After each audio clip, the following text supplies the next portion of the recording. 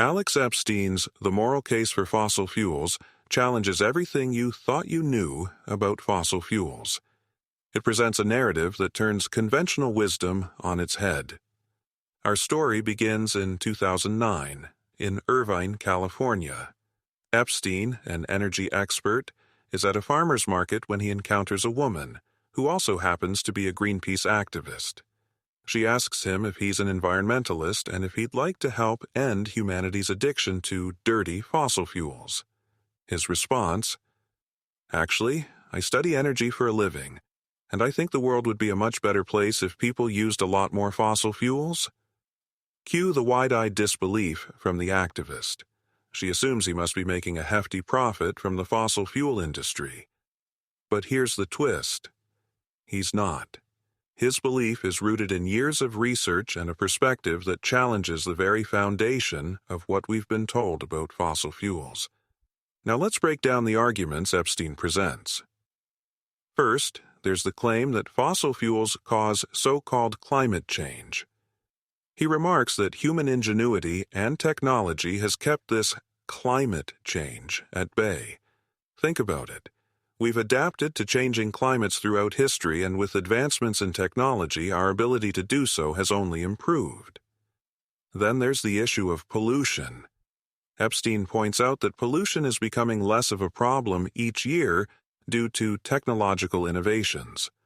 From cleaner coal plants to more efficient engines, we're constantly finding ways to minimize the environmental impact of fossil fuels. But what about the argument that fossil fuels are non-renewable? To this, he highlights the vast reserves of fossil fuels still available. Epstein believes that by the time we exhaust these resources, we'll have developed alternative energy sources like advanced nuclear power that are cheaper and more efficient. And what about the idea that solar and wind can replace fossil fuels? He disagrees, arguing that these energy sources are intermittent and unreliable. They need backup from reliable sources, which, more often than not, are fossil fuels.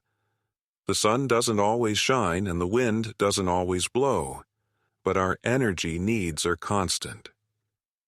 Now, you might be wondering, why do so many people believe that fossil fuels are bad?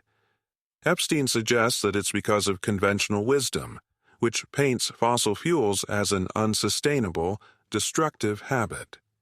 This narrative is so pervasive that even the former CEO of Shell, in 2013, expressed belief that climate change is real and emphasized that time is running out to take real action to reduce greenhouse gas emissions. This sentiment is echoed by politicians like former U.S. President George W. Bush, who popularized the term "addicted to oil." But here's where things get interesting.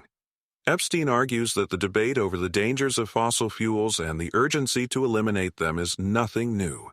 For decades, experts have been predicting catastrophic consequences if we don't drastically reduce our fossil fuel use. Yet, the opposite has happened. Instead of catastrophe, we've seen dramatic improvements in every aspect of life, including environmental quality. Take, for example, the predictions from the 1970s. Experts warned of resource depletion, catastrophic pollution, and climate change. But instead of using less fossil fuel energy, we used more. And what was the result? A significant enhancement in living standards across the globe. Epstein delves into the history of these predictions, highlighting the work of figures like Paul Ehrlich, who famously predicted in the 1970s that the UK would be impoverished and starving by the year 2000.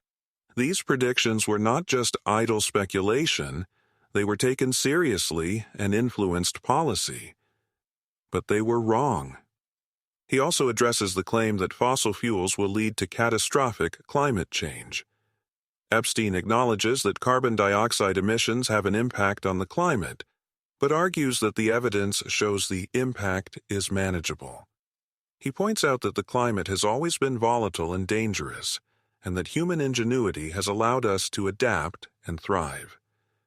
Epstein challenges the 97% consensus claim, arguing that it's based on a misrepresentation of the data. He emphasizes the importance of questioning and understanding the evidence, rather than accepting it blindly. But what about the environmental impact of fossil fuels? Epstein argues that fossil fuels have actually improved environmental quality. He cites data showing that as fossil fuel use has increased, major air pollutants have decreased. He also points out that access to clean water has improved dramatically in the last 25 years, correlating with increased fossil fuel use. Epstein acknowledges the challenges of renewable energy, particularly solar and wind, highlighting their intermittency and the need for backup sources.